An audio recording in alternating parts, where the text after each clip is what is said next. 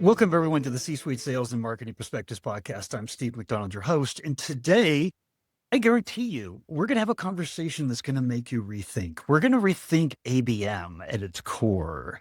And Brett Hannath is here. Now, Brett, you're the VP of Corporate Marketing at Intel. And what you're doing in the way that you're rethinking the go-to-market motion and want to share with us here today, so refreshing, but at every turn in the conversation that we had before, I just captured myself thinking that makes great sense. And so I want to get us right into it, but your background is interesting. And I think it helps form the way that you think about, the reskilling of ABM. You started as a developer in the day and age of AI and data and what we need to do with that, the skill set that comes from development, the importance, how it interfaces with us as marketers, the CMO role, and redefines that. That's going to play a big role in what we talk about here. You're a big pop culture fan too, and you bring some of that thinking into it. And I'd love to have you maybe just explain a little bit more about your background before we get started. Yeah, no. And look, honestly, it's an absolute joy to be with you today, Steve, and everyone else who's listening or watching.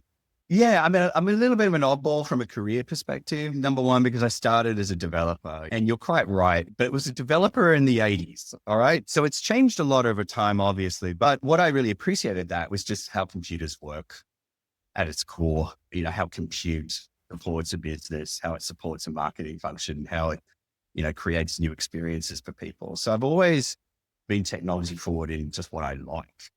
Right. The amount of Amazon Alexa's version 1, 2, 3, 4, 5 in my house or two-bedroom apartment because I moved to California from Texas.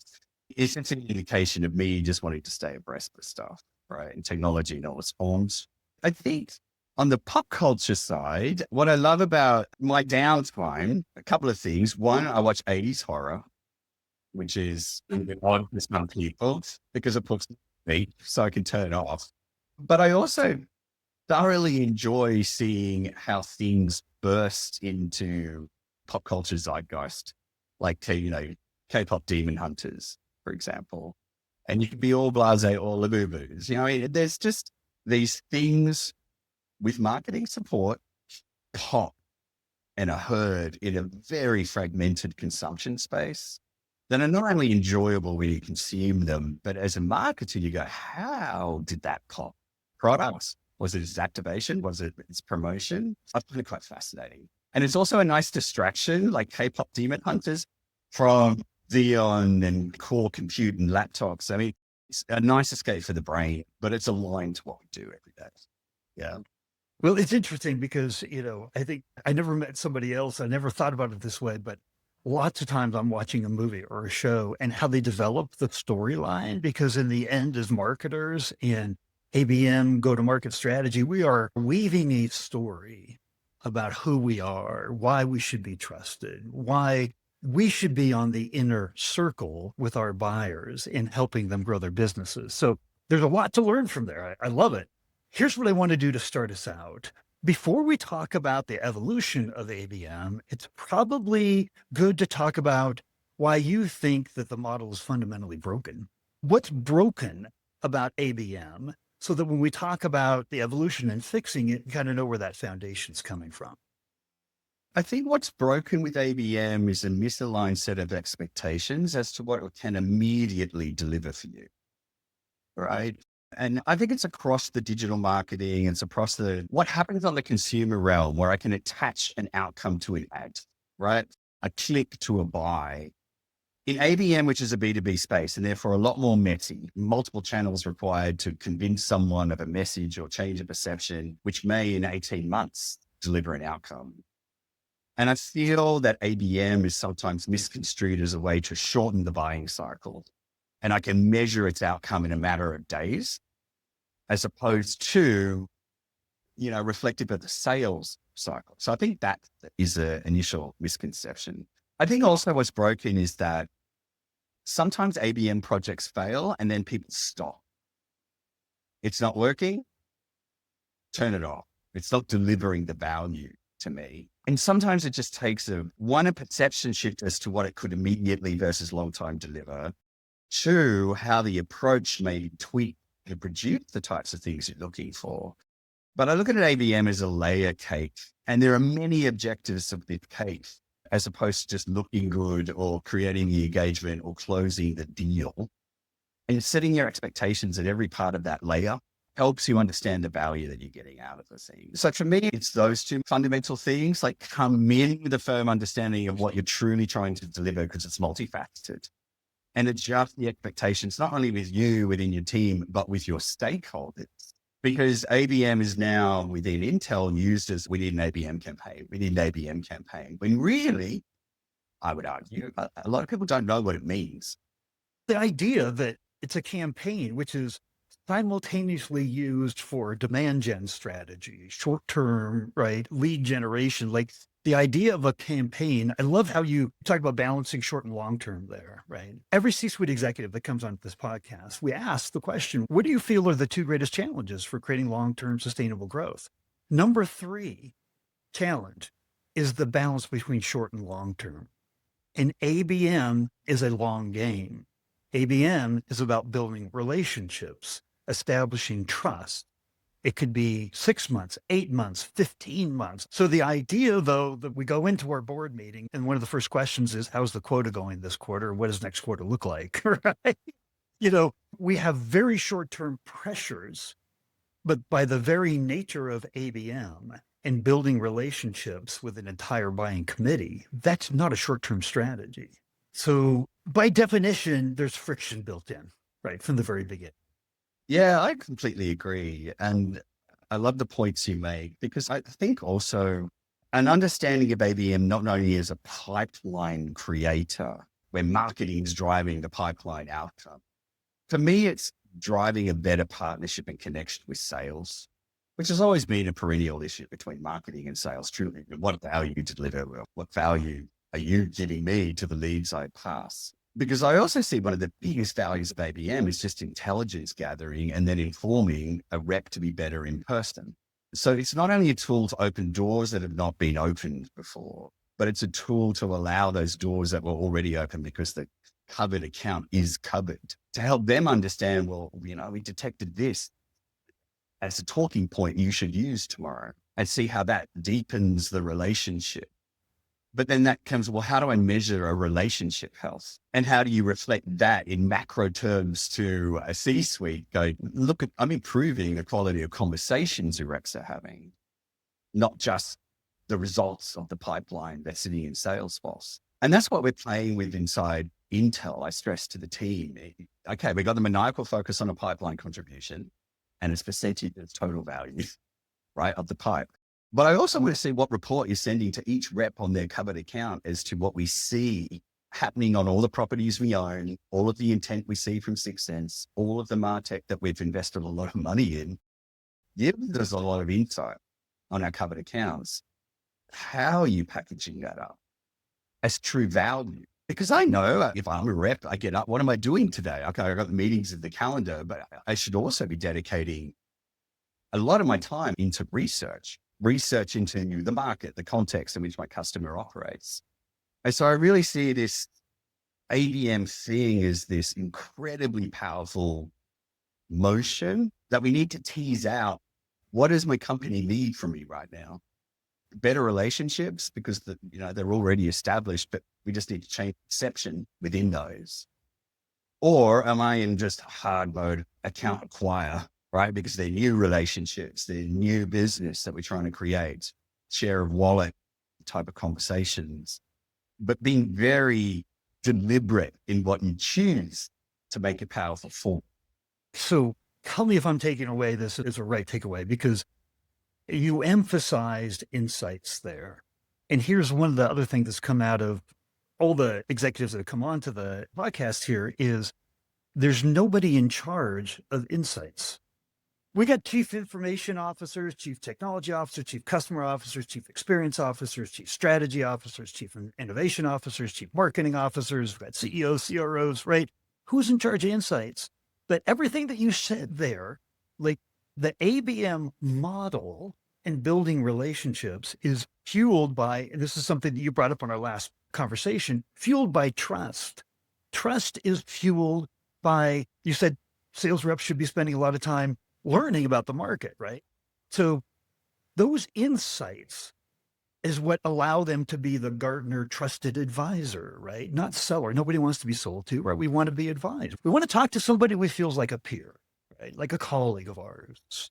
In this model, and even Forrester came out, they did their predictions for 2026, and it was all about trust, right? They talk about how we have demand gen campaigns, we have brand building campaigns, we don't have trust building campaigns. That should be the number, actually, for CMOs, their recommendation was trust building campaigns should be the number one thing that we should be doing. And you talked about trust as an anchor for irreversible decisions, I think is the way you mentioned it. Tell me about that. Why is trust that anchor? And how does it form the new modern ABM model? I love the question. And it's so hard. Look, everyone are probably in the same position as me. The definition of trust, because it varies. Is it measured as a brand loyalty? Is it measured as a engagement metric of a message you promote? Like, trust me because I'm saying this, right?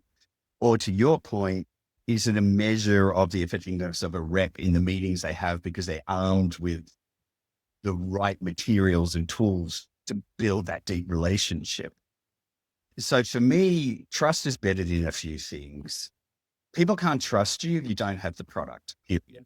And I think that's being tested immensely at the moment with AI, right? If you look at the AI scene, just as it was with the .com thing, just as it was with, you're talking about the insights. Well, that was all born of the analytics thing, turning insights into actions and all those types of things. So, the IT sector of which I'm part, we're very guilty of creating these waves of overcommit. And if you overcommit, underdeliver, it's a basis of breaking trust, right?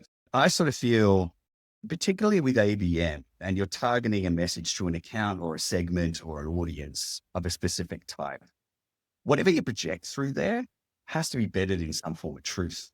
And the AI example, I'll give you a solid one. When Intel came out, first stab of AI on the PC client. So we're the number one. We've got 100 million AI PCs out in the world at the moment. It's a thing. Yeah. But when we first kicked it off, we said AI everywhere. That was our campaign line. And it was a great umbrella term to represent Intel having AI in the data center, AI in the cloud, AI on your client, AI embedded in medical devices, right? But how do you build trust that AI is at the core of everything Intel does? And we've got a series of proof points and examples and structures that would make you believe us when you claim that Intel AI is everywhere. And we learned the hard way, right? We go out with the umbrella term, and then immediately our partners go, well, that's great, but what does it mean? Number one. And number two, when a big OEM like a Dell or a Lenovo asks you, what does AI mean in one sentence? AI everywhere mean in one sentence? Or our BU, or business unit in the data center, that's not technical enough. You're talking to a technical audience. You're not describing what everywhere is or what AI is. They call it marketing fluff. And so, we learn the hard way with these things. And that's the thing. Like, for me, ABM is a way to target a message to a very specific audience that you're trying to build trust for. But that fundamental platform of truth, if people don't believe what they hear, or you haven't explained in the right way to their industry, to their job, to their company, then you're not going to build that trust in what you say. And you're certainly not going to help rep. And I got to tell you, to accentuate this point, we're all starting from a trust deficit. Go to the most recent LinkedIn Edelman Trust Barometer, right? Trust in Europe, trust in the United States been going down and down and down. 32,000 respondents, 61% believe that we as business executives are being intentionally misleading. That's who we're selling to. Right? That's the environment. It's so cool that you bring that up because, trust is a very human thing. And there are very few things in my life I can trust. Trust in the economy, trust in my politics, trust in my job being secure. And that's their world, right? Then building trust on another leg of the life stool is even more hard. How can you be the trust beacon in a world of distrust, to your point? I'm taking lessons from this discussion, Steve. But it's a really incredibly important point. I mean, we're all consumers of a lot, and you're in the noise of that. How do you stand out as different, A, to reach, but two, to be believed and to change that perception? The other thing too, like I said, it means different things to different people in different situations. How do you measure it? In the world of being so maniacally focused on an outcome as we should be, how do you measure trust? I mean, yeah, we can run a brand study. Do you trust Intel? And we do, and we're trusted. But in the moment across that specific segment of tech in pharma or financial services or a person wandering into Best Buy, I know this is B2B ABM, but a similar thing. It's trust in the realm of the domain you're trying to be impactful. And I hate to say it, it just becomes even more complex in your rubrics cube of, what to prioritize, what to measure, what to do. We have to keep earning that trust, right? So 2 years ago, Intel was not known as an AI company, right? So when it's AI everywhere, you got to build the trust that even though Intel is this amazing brand, right, that has tons of trust, but do they know what they're doing on AI? This is new. It's all new to us. Every single one of the people that you're selling to is trying to figure out their own AI strategy. And they're trying to figure out, what does it really mean? Right. So therefore, somebody saying I can put it everywhere when I haven't even figured out what it really means to my business yet. This is like, we're having to redefine constantly and evolve and redefine trust and our promises and how we're articulating them. In our previous conversation, the glue that held all that together was the voice of the customer. And you talked about how that's the highest voice of authority in the business, right? So everything we say, everything we build trust on, the barometer of, is it believable? Is it appropriate? Is the customer, right? So you had actually talked about that we've got more data than we've ever had before. You said data everywhere, voice of the customer nowhere. So like, these are one of the most basic things, right? McKinsey put out a study and they concluded that less than 15% of the companies actually execute on a voice of the customer insights program. But no company would say, we're not customer focused. We're not customer driven. We completely are. But here's McKinsey saying, well, 85% of you really aren't, right? So how do we take this voice of the customer? How do we take the noise of all the data and the expectations of AI and like, how do we make sense out of this? It's confusing. It's evolving. It's sort of critical. And I remember the shift from the 90s to the 2000s, particularly in B2B, was a move from product feature function to value to then customer proof of value, right? And I'm old enough to have gone through that transition. And I've also seen the tension because when you drift too far to this side, you're not technical enough on the product feature function level to differentiate you. Because your competitors would all say the same thing. We solve the same business problem. But how do you do it differently? How you do it better? And I think it's amplified even more in AI, Steve, because it's not a universally accepted fact that it delivers 100% value against promise. And I think we've all seen the commentary around, particularly in our world where you read it, only 43% of companies are seeing value from the AI experimentations that they do. So for me, voice of the customer, particularly when you're breaking into a space like AI, is less about the general promise and it's more about the how to get to the outcome.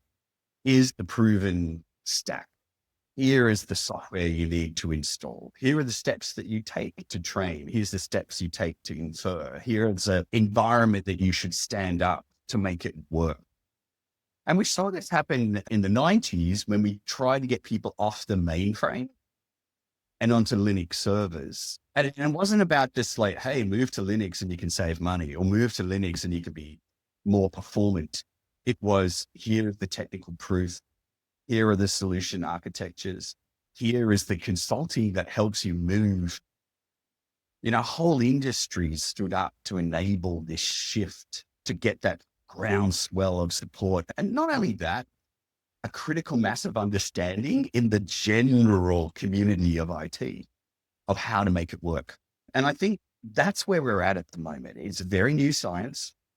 Well, there are a lot of startups doing amazing things on small scale, right?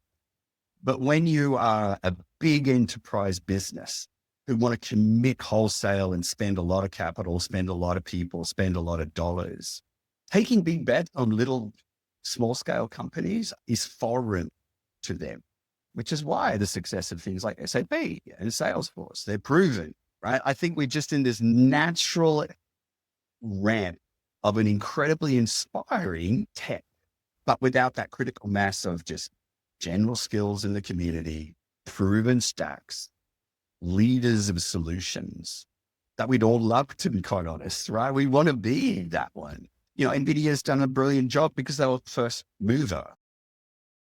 I got to tell you, I want to stop and I want to ask you about something you just said there. You started talking about redefining the role of leaders, redefining the role of the marketing department, redefining the players within the marketing department.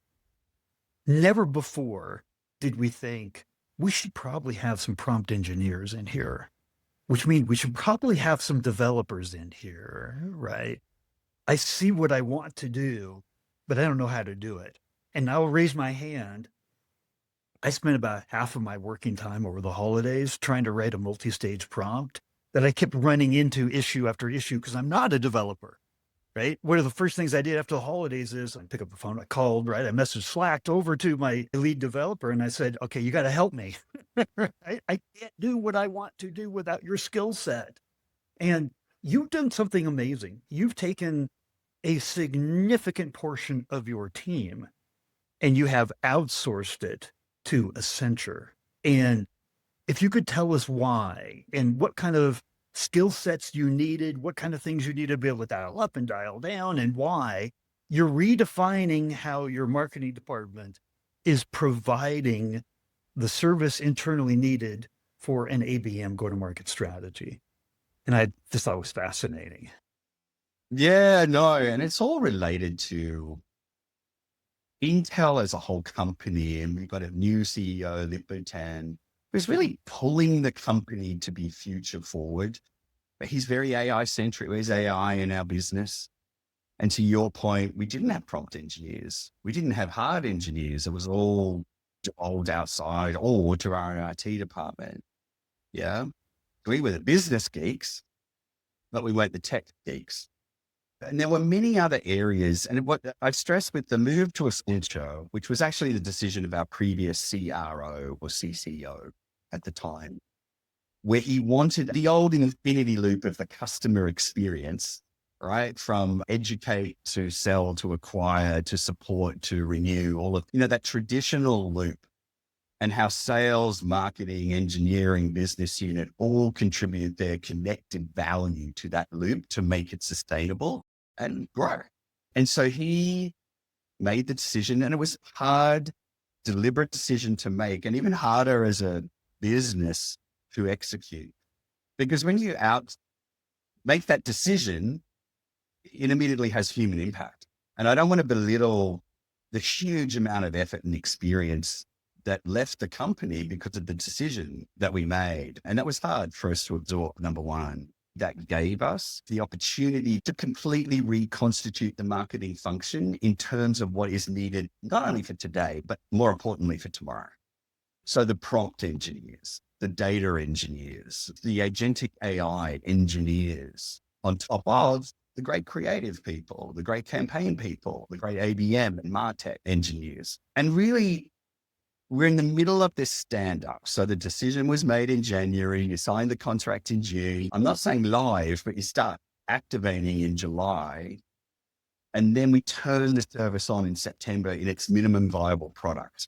Okay. But we're not seeing the benefits of AI yet because we just needed to run the events we committed to.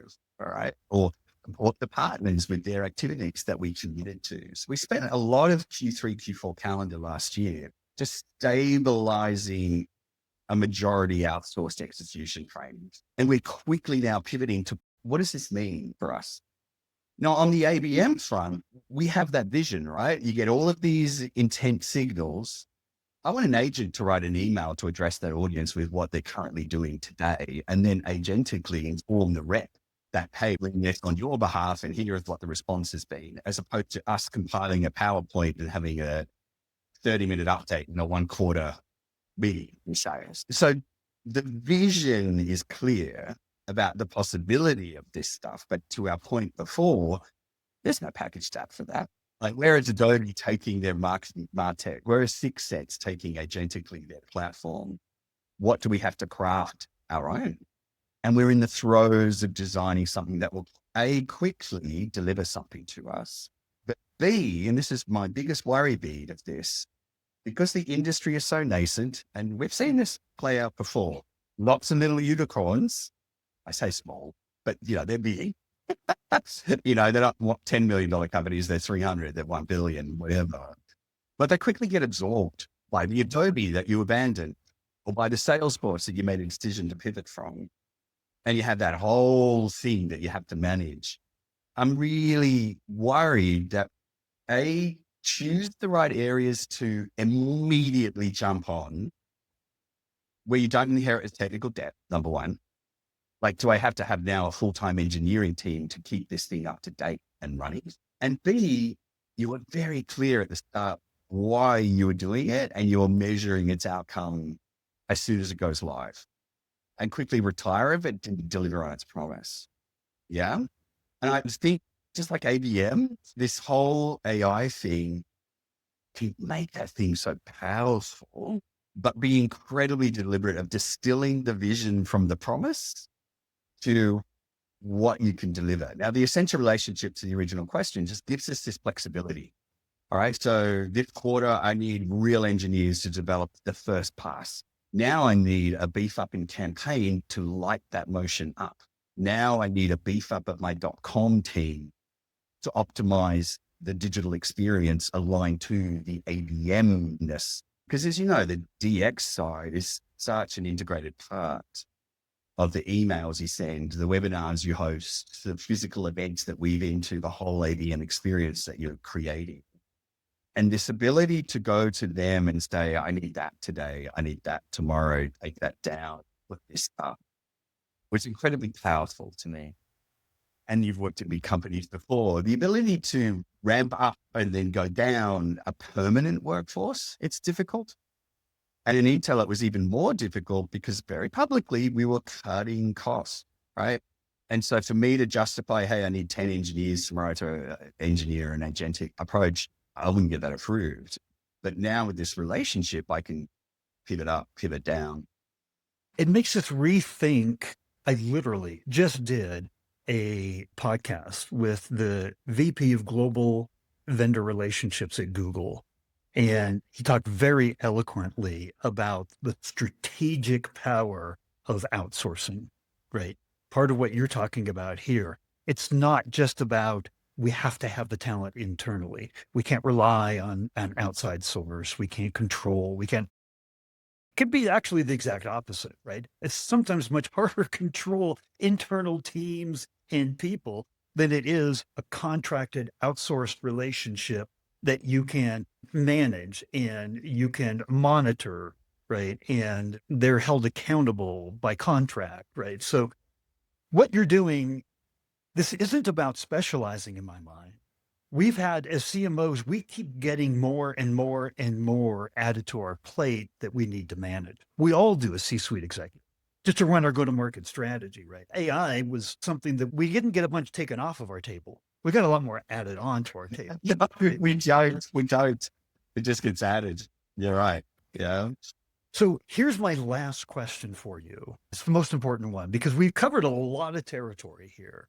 But for the C-suite executives that are tuning into this episode, if there was one thing that you wanted them to take away from our conversation today, what would that one thing be? Yeah. And I don't want to sound like what everyone is saying a lot, but I'll reinforce it just through my own experiences. If we look at ABM, it's an evolving science. And I think everyone, like with AI, are looking for the proven model. I just want to turn it on and it works. The packaged software application ultimate promise. We're not there yet on AI, and nor are we there on ABM, because ABM stretches not only within marketing tactics and functions, it stretches into sales. And so this one model fits all doesn't exist. So let's lose that. Like, just know this thing evolves, AI will add to it, or, present new possibility, but new challenges, if you don't have the skills to make it happen. So for me, it's that. And I'll reinforce that. Like, when I first started doing ABM, it was a one-to-one motion. ABM was a 60K campaign to go target something to one customer in the UK. In previous life, when I was running CEO, that doesn't scale, right? And so it suddenly changed to one to few, and then one to many, and then use it as a one to many down to a funnel of one to one, right? So it's born through lived experience that this thing can deliver, but be open-minded to see it evolve as a science, and how you need to evolve with that and be open to it. Yeah. I wish that we had another couple of hours, because I know that we could just keep going. But what I wanted to say here is that the mission of this podcast is to bring different perspectives, different insights, different experience for C-level executives that are trying to solve the challenge of growing their business, long-term sustainable growth. And if we can learn from everyone else, and what I have learned from our conversations is how there is no way that as individuals, we can keep doing everything of the expanded role that we're being asked to play well ourselves, right? We have to have high performance teams around us. And getting those high performance teams doesn't mean just hiring. It means outsourcing and bringing in excellence and being able to scale up and down the way that we need to. Bring in roles like prompt engineers and data engineers the way that we haven't needed to in the past, right? That we have to rethink our model about how we build our teams, because high performance teams are what create high performance companies. And the role and the definition of these teams is evolving as we think about it. So you've profoundly changed the way that I think about this and thinking about my own business, truthfully. So I just want to say thank you. No, This has of been an course. amazing conversation, and I really appreciate you coming on the podcast today. No, look, you made me think about things differently. So I'm going to adjust what I go do today as a result. And I love what you do, Steve, and just going out and distilling for people how they're experiencing the world, not only as an individual, but also as a professional. Because we're all in this together. We can all learn from each other. So I really love being here and what you're doing. So thank you.